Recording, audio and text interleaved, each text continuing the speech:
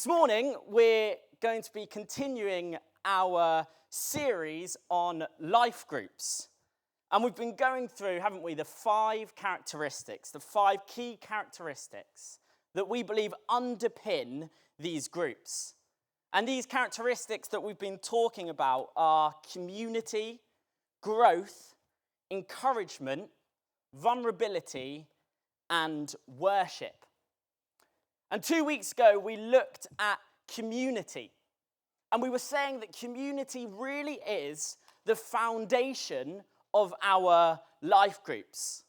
And then last week, Simon talked about growth.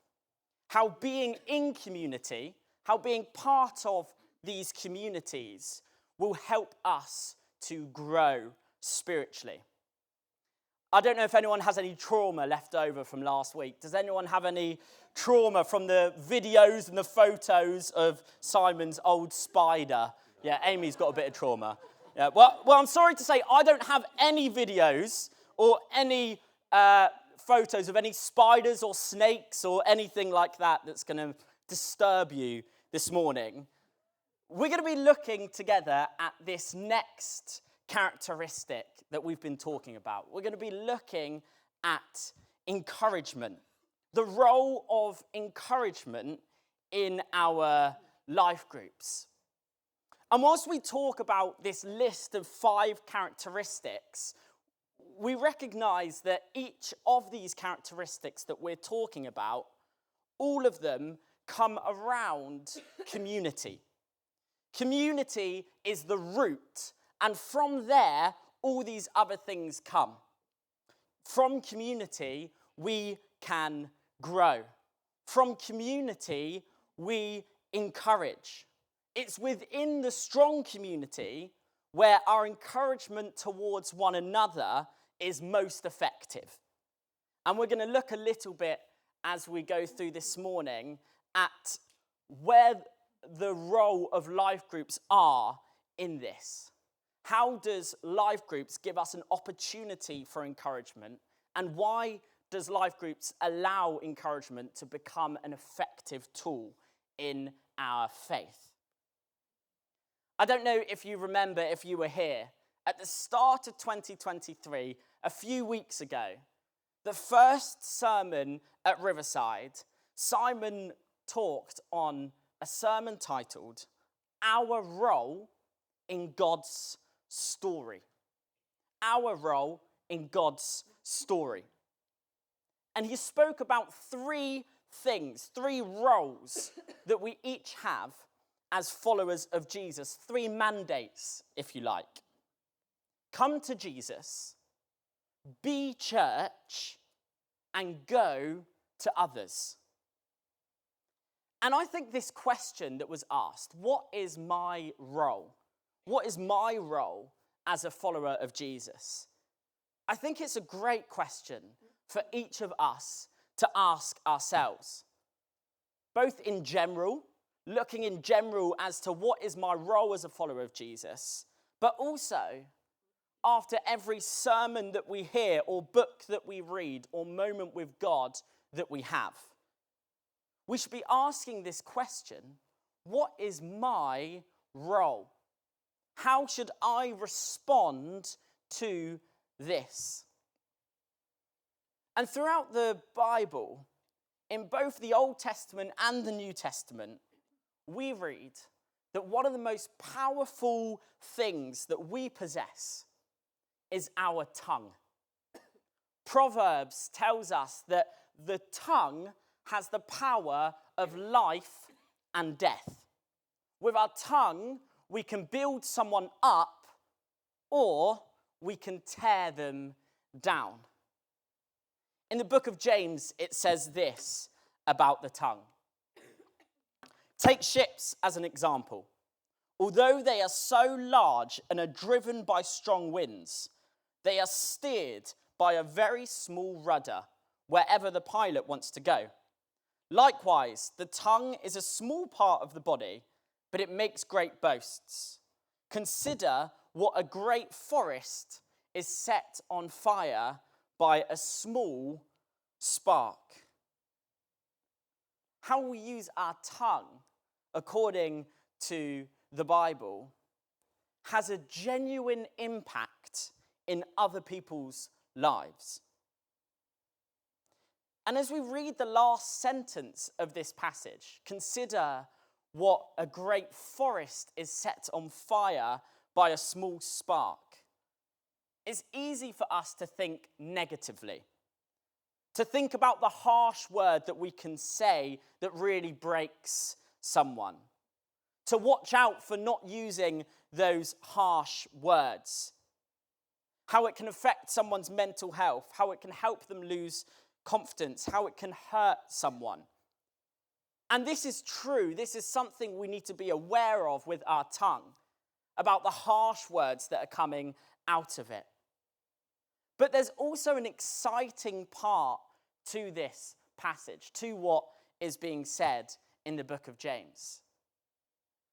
At least I think it's exciting. It's a positive word, or a word of encouragement, has the potential to turn a spark into a flame. And I'm sure most of you know that I play a lot of football. I think I mention it enough. But over the years of playing football, I've really had to learn the impact that words have on a football pitch. Over the last years, I've been captain of a few different teams that I've played for. And as my role as captain, I need to help motivate my team so that we can be the best that we can be on the pitch. And from doing this, I've learned quite a lot about communication. I've learned a lot about how people respond to things. I've had to really think about how I communicate with my teammates, how I respond to mistakes or when we are losing. See, when you're playing football, it's quite a tense environment. It's easy to get frustrated when things aren't going well, and it's easy to take that frustration out on those around you. And I know that throughout my time of playing football, there's been so many times where I've done that. What are you doing? Why didn't you do this? Why didn't you pass there? But I've come to realize that what tends to happen in these moments, when our frustration is what comes out of our mouth, you tend to realize that all that happens is the person being criticized starts to lose confidence. The person that's being criticized starts to go in on themselves a little bit. In football, they start to want the ball less. They start to get nervous when they have the ball. It only seems to end in a negative. These negative criticisms only seem to have a negative effect. And instead, I've realized that the most powerful communication, the most powerful thing I can say as a captain of my football team, as a part of a team, is giving encouragement, praising someone when they do something well, and when they make a mistake, saying, head up, keep going. And you'd be surprised as to the difference and how visible the difference is in the football game. In the individual, you see confidence, knowing that there is someone that is for them, that will encourage them no matter what. And in fact, I've started to do something on a football pitch. If I hear the other team start to argue and give different and start to criticize one another, I would often just say to my team, just listen. Because we know once the criticisms start coming, that is when the opponents are starting to lose. Criticism leads to a lack of confidence. Criticism leads to people not wanting to try things. Criticism leads to people coming in on themselves. What we say to people around us has a real impact in who they are and what they do. And this is why the Bible tells us that our role, one of our roles as a follower of Jesus, we talk about what is my role. Well, one of our roles as a follower of Jesus is to encourage one another. We are called to be people who actively seek opportunities to give encouragement to those around us. And in the New Testament, there are 3 types of encouragement that we are called to give one another. Firstly, we are called to encourage each other into love and good works. Hebrews 10:24-25 says this, "And let us consider how we may spur one another on toward love and good deeds, not giving up meeting together as some are in the habit of doing, but encouraging one another daily, and all the more as you see the day approaching." Clearly, the author of Hebrews, probably Paul, believes that one of the best ways we can encourage each other is by regularly meeting. By meeting regularly and speaking into each other's lives. Speaking encouragement. Choosing to do this. I find it interesting that when the author's talking about encouragement, the opposite to encouragement for him is nothing, is not meeting together. Do not give up meeting together, he says. Instead, encourage one another daily. This is where growth and encouragement go hand in hand, because we can push each other through our encouragement towards love and good deeds. The second type of encouragement that is mentioned in the New Testament is this: building each other up. 1 Thessalonians 5, verse 11, "Encourage one another and build each other up, just as you are also doing." What might this look like? Well, this could be as simple as a word of encouragement about something that someone has done or who they are. "You did this really well. I noticed you doing this. That was great. I think you're really good at this. I love this about you." And often, this is the kind of calling, building each other up. This is the kind of encouragement that helps someone to become confident in their calling. Building someone up about something they have done or something they are good at is often what helps people to have confidence in their calling. Thirdly, I'm rattling through this. Thirdly, we're called to encourage others by our life. Romans 1:12 says that you and I may be mutually encouraged by each other's faith. One of the best ways that I think we can encourage each other is by telling stories of the things that God is doing in our lives. And this requires allowing people into our lives, right? We need to be willing to have these conversations about things that you might be struggling with that God's spoken into. We have to be willing to share our faith with those around us. But I don't know about you, but for me, hearing what God is doing in other people's lives really spurs me on in my faith. It encourages me by reminding me that God is active and that God is working, that he is moving.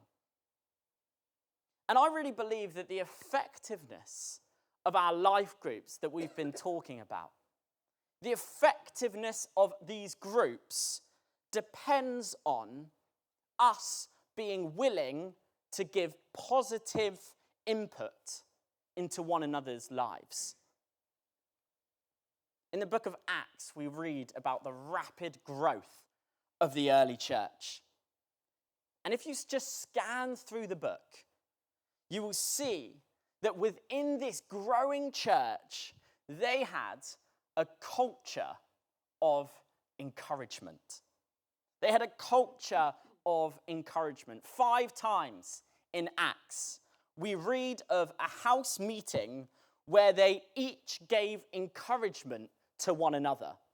Where the Bible states in Acts, it says that they gave each other encouragement in that house meeting.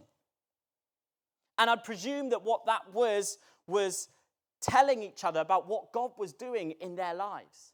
Telling each other about what God was doing in the areas that they were ministering to. They clearly saw in the early church that it was important to share this, to give each other the encouragement, to help them to persevere in their faith. And likewise, in so many of the epistles, the letters in the New Testament, we read of Paul's encouragements to churches and to people groups. And to many of them, he even says, I'm sending you this person. Why? To encourage you with stories of what God is doing. They were cheering each other on. They were pushing each other towards this common goal that they had, to love God, to love people, and to spread the good news. So you might be thinking, okay, I get that it's good to encourage people, but how can I do that well, and what does that have to do with life groups? What makes life groups the perfect place for encouragement? Well, for me, it's proximity. The proximity of life groups makes it the perfect place for encouragement. See, on a Sunday, whoever's preaching, whoever's speaking from the front is able to talk about a passage or look at Jesus' life and come to some practical conclusions as to how we can follow Jesus effectively. But in a way, that's kind of as far as we can go. On a Sunday, we're not able to speak directly into one person's circumstance. We can't specifically encourage anyone in their specific environment. Yes, God can speak to all of us through his Holy Spirit. He can speak into our circumstance through his Spirit. But the talk on a Sunday morning is never going to be specifically based on one person and their particular circumstance. For example, if Simon was talking on evangelism, he isn't going to be speaking into my specific environment. He isn't going to be encouraging me or giving me advice or praying for me as to how I might share Jesus in my football team. Because of 2 reasons. Firstly, if on a Sunday morning we spoke directly into one specific situation, then the rest of us get lost. The whole room gets lost as we speak to just one person. But secondly, Simon might not know my specific situation. He might not know that someone at football last week has asked me to chat and go for a coffee to chat about my faith. But life groups give us this exact opportunity. See, in a life group, we can encourage each other into our personal callings, into our people groups, into our workplaces. In a life group, the proximity allows us to really share life and do life together and speak encouragement into each other's circumstances. So if part of our role as followers of Jesus is to encourage each other, how can we do that? How can we be people that encourage those around us? Well, as I was preparing for this morning, I was thinking, what does it look like to be known as an encourager? And someone that I personally see as a real encourager is Keely. And if you've been in this church for a while, you've probably heard the phrase before, being Keely'd. Who's heard the phrase being Keely'd? See, a lot of people have heard this phrase, being Keely'd. And actually, I think at the crux of this phrase, we're really talking about being encouraged on a personal basis, often leaving us feeling challenged or the need to respond. And seeing as being Keely'd is kind of part of our culture, as you can see by so many people knowing what we mean by that. Seeing as it's part of our culture, I thought, wouldn't it be great to ask Keely to come and join me this morning and have a conversation about what this really means and what it looks like to be an encourager. So Keely, can you join me? Let's give Keely a... I also think that Keely is a great encourager.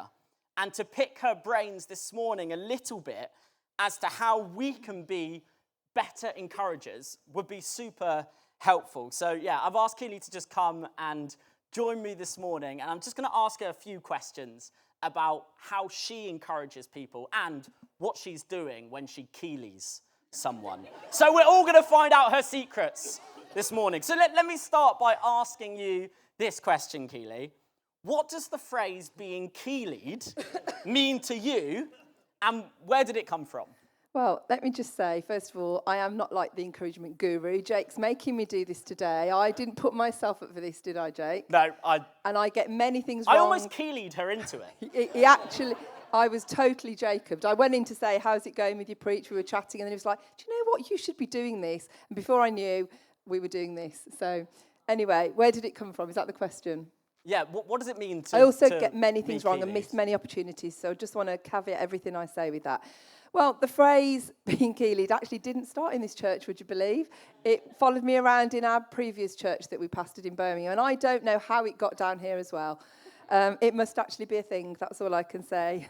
It sounds really harsh when I hear it. I'm like, oh, it sounds, well, just horrible sometimes. But I don't think people mean I it don't as think a- they do. But as if a you're new horrible. to the church and you hear it, you might think, oh, that sounds a bit controlling or harsh. But I think people are saying it in a kind way and usually with a bit of a smile and a wink. But hopefully, being Keely'd means what you said. Hopefully, it's people have been moved or impacted by what I've said. They might have been challenged. Or just that they know that somebody cares, that I care, but actually that God cares for them ultimately. Hopefully that's what it means. It's not about me. I am just a conduit of God in that moment, hopefully encouraging people and like I said, letting them know that they are loved, or encouraging them to be a better version of themselves or to step into something that they might not have thought about. So I think that's what being Keely'd means. It's that being maybe trapped with me on a one-to-one that they felt they haven't been able to get out of, but in a good way. Is that right? Yeah, so why do you do this? Can you explain a little bit about what motivates you to kind of give this encouragement in this way? I think the analogy you gave as well about the preach was exactly right. I think I do my best work one-to-one probably. I don't mind speaking at the front, but I am very passionate about people, and that's what motivates me. I really do love people, and I honestly care, and that's a good job, really, seeing as it's my job. Yeah, you should care too. It's just the way I do it. We all do it in a different way, but I am very passionate about going after the individual and seeking them out. I love to help people realise their dreams, maybe overcome a really bad narrative over their life, bad habits, or just believe in themselves, or just think that they leave a conversation with me maybe just feeling more uplifted, or that maybe they could do something that they hadn't thought about doing before. Like, I genuinely love to champion people. And I'm very passionate about the church working as a body. It says that in the Bible, and we all have our part to play. And so I guess another thing that I love to do is put people in the right roles in that body so that everybody's playing their part, because I believe everybody has a crucial and vital part to play, and that's why I do the rotas, and I used to do them in Birmingham as well, and I think it lends itself to my natural gifting, because I'm happy to talk to people, I'm happy to ask people, and don't really mind that. I can cope with the no's, but the flip side of that is I do love to call people out into what I believe they should be doing. And even if that's just welcoming on the door, if I see somebody that's really gifted at chatting, I will want to put them in the right place. And so I don't mind doing rotas, and volunteerism doesn't really work. I mean, I know I say it on here, but when I go after people on a one-to-one basis, that sounds harsh, doesn't it, when I go after you? When I come and chat to you, I'm doing it because I care and because I want the rotas filled, but you can see the backstory of that is because I believe everyone has a part to play. And Jesus recruited people on a one-to-one basis, didn't he? So I believe that, you should be asked as well. I mean, I'd love it if everyone comes and chats to me afterwards and tells me, yes, I'd love to serve in Kingfishers. And some people will, but you'd be surprised how people say when I ask them, oh, I've been waiting for someone to ask me. And I'm like, I literally asked you in the service. But I don't hear that, because people want to be, that specific thing you were talking about. People want to be encouraged specifically. They want to be seen. And I think it's really important when we do that for one another and we say, I think you'd be fantastic working with the children. They're like, really, me? Because often people don't have the confidence to be able to do that. So my heart is to build people up and, like I said, to move them on, to champion them and to put them in the right places where they should be outside of church too, whether it's their job role or within their family or here. I don't actually think my job today is to do this. I think this is part of my gift mix, so I am talking, and it comes easier to me than it may be to other people. So I'm not here to say everybody has to be like me.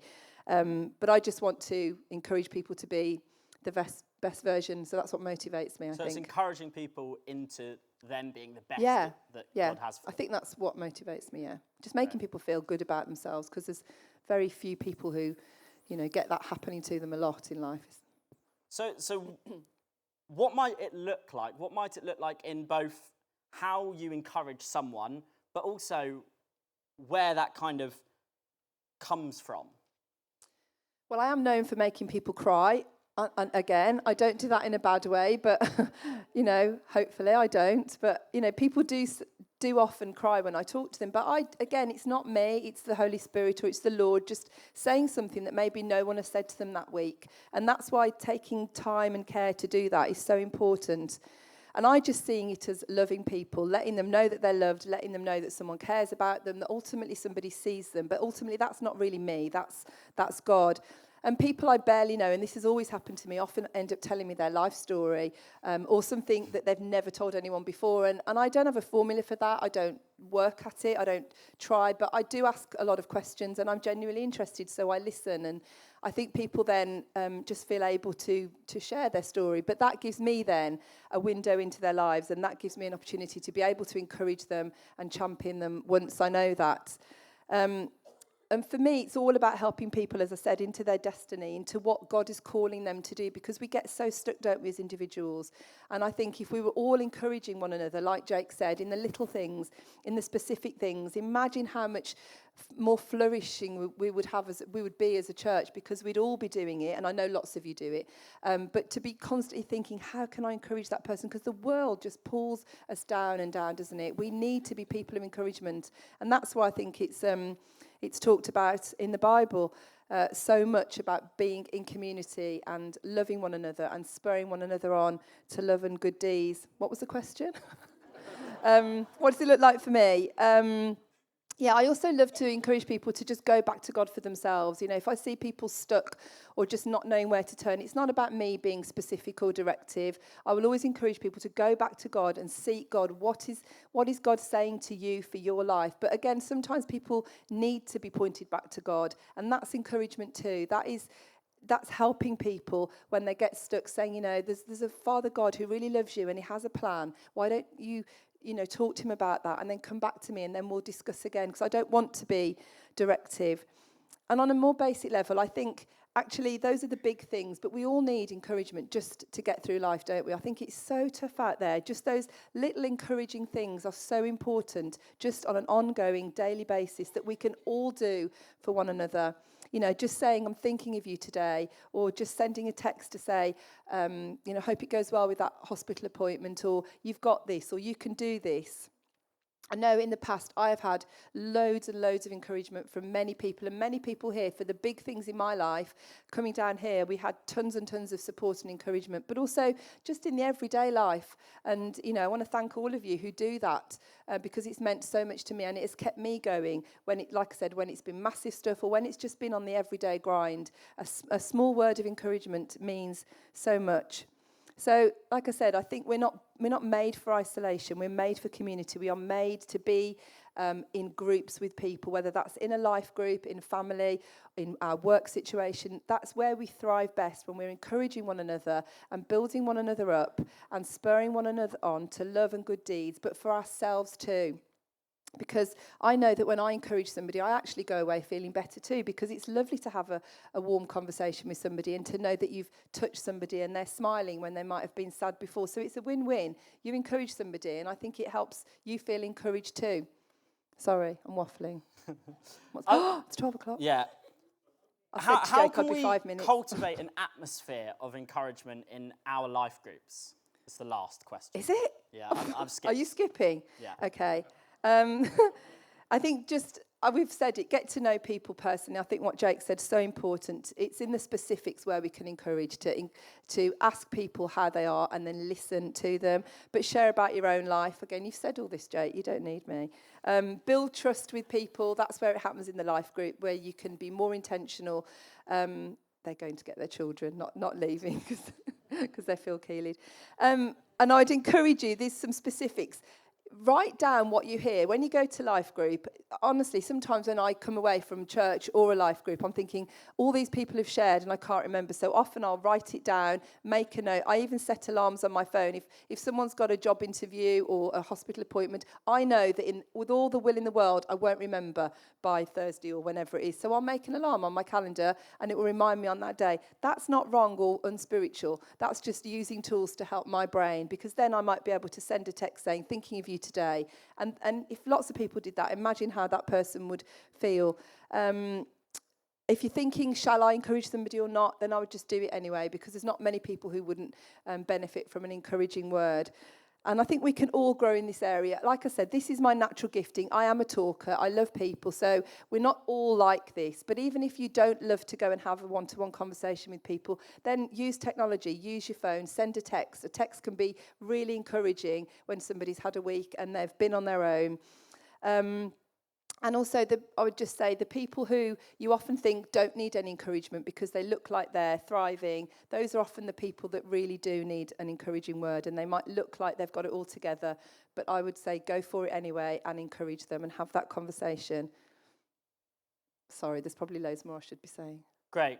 Well, I hope you feel you've been Keely'd in a good way. Thank you very much. Can we give Keely a... I'm hoping that's kind of helpful. I just wanted to get Keely up to kind of talk about some of these practical things that she does, some practical ways that we can put a rhythm of encouragement into our lives. And like Keely said, you may be thinking, I can't do what Keely does in encouraging people. I can't be Keely. And I don't think any of us can be the exact same as any other person. I think Keely is specifically good in this area, and that's why it's her job. It's why it's her calling to be who she is. But each of us have a calling to encourage those around us. So it may look different from the way that Keely does it, but hopefully from this conversation, you've picked up on some intentional steps that we can make in being an encourager. A life group is a place where we actively seek to encourage each other, to push each other as we strive towards loving God and loving people. It's gone 12 o'clock, so I'm going to pray, and then we can head next door. Lord, thank you that you love us. Thank you that you put us in community alongside one another. And Lord, I just pray that we will be a church that's known for how we love one another, how we love everyone around us, how we give encouragements to people. Lord, help each of us to come away this morning saying, what is my role? What is my role? How can I be an encourager? So Lord, will you speak to each one of us as we go away from this morning? In Jesus' name, amen.